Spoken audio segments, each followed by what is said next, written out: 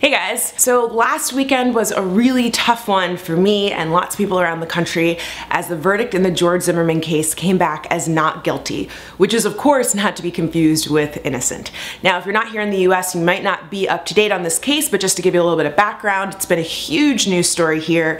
George Zimmerman last year shot and killed a 17-year-old unarmed kid by the name of Trayvon Martin as he was walking home from the store in his very own neighborhood. And George was a part of the neighborhood watch, so he was cruising around in his car when he spotted someone that he thought looked suspicious and called 911 to report it. The dispatcher advised him not to follow Trayvon, but he decided to anyway, got out of his car, approached him. Some sort of altercation took place, which ended up with Trayvon being shot and killed. George says that Trayvon actually attacked him and that he killed him in self-defense, but the medical examiner said, noting that George had no significant injuries, which kinda doesn't match up with the idea of self-defense. And despite admitting to shooting and killing Trayvon, police decided not to press charges and instead let George go home.